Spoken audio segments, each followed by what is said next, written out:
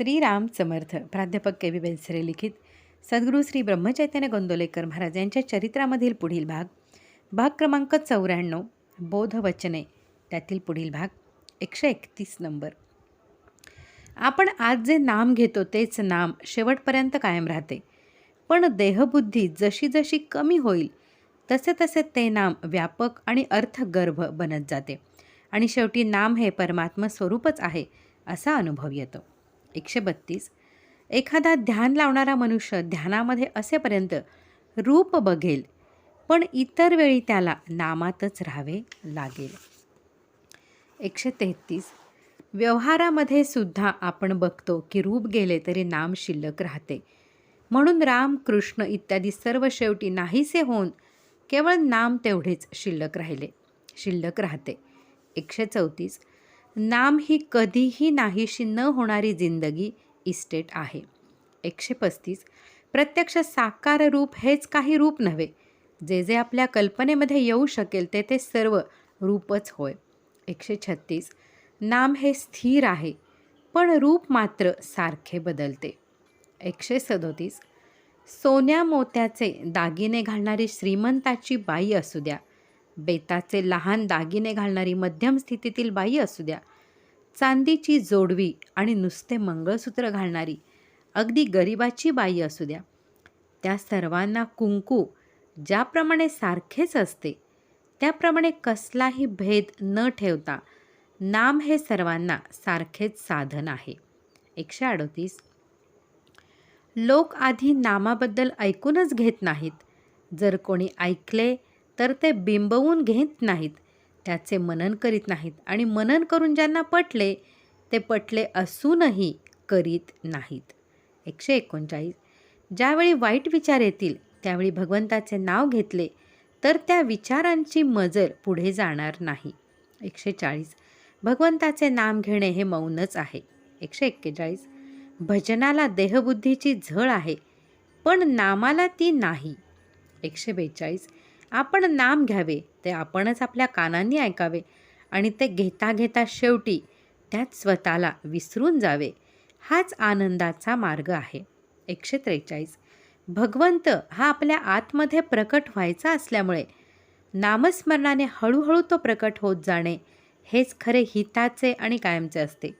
डोक्यावर हात ठेवून चमत्कार होणे, काहीतरी तेज दिसणे, दृष्टांत होणे इत्यादी गोष्टी तात्पुरत्या असतात.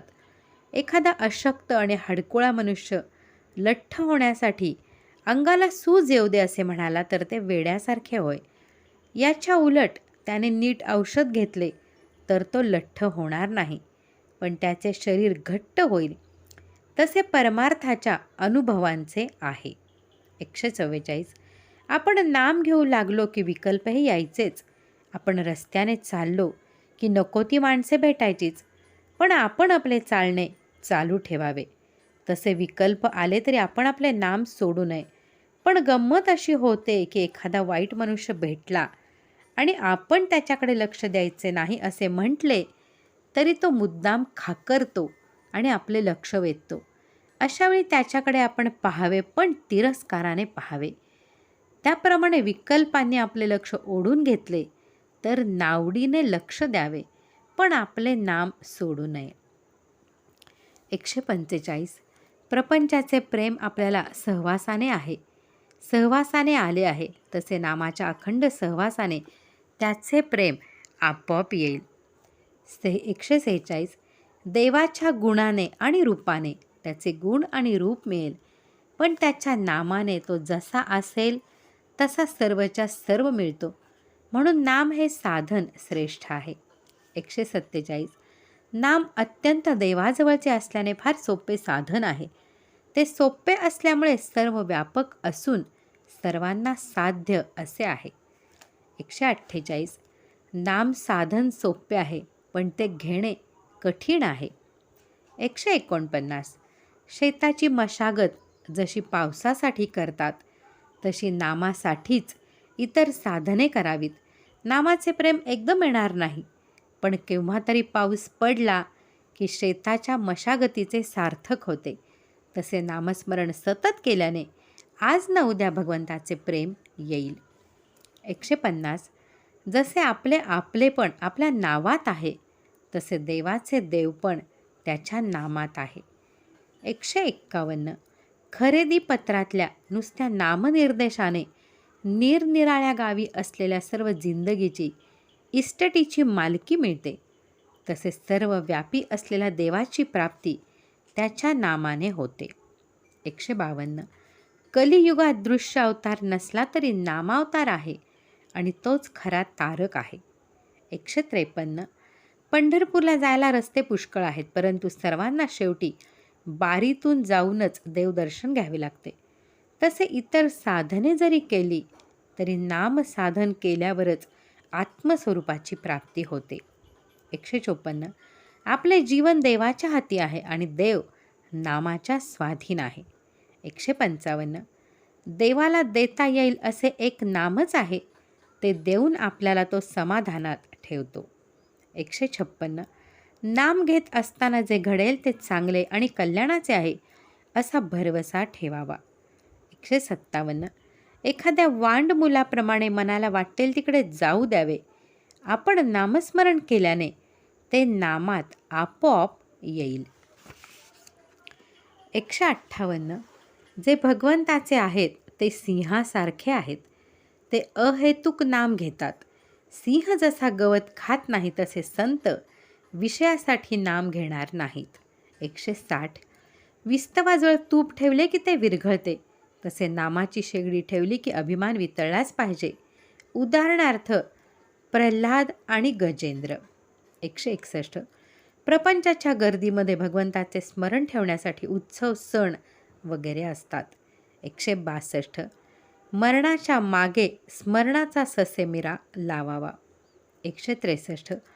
काळोख्या रात्री जशी काठी आधार असते, तसे संसारात नाम आहे. खाच खळगे काठीने दूर करावेत आणि पुढे चालावे.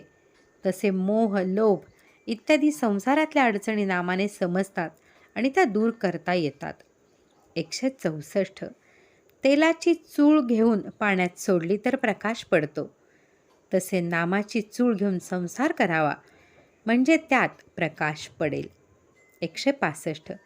जसे इमारतीच्या पायाला दगड आणि कळसालाही दगडच असतो, तसे साधकाला आणि सिद्धालाही नामच साधन आहे. ज्याने नाम सोडले तो सिद्धच होऊ शकत नाही. 166. भगवंताचे स्मरण हा सर्व तीर्थांचा राजा आहे.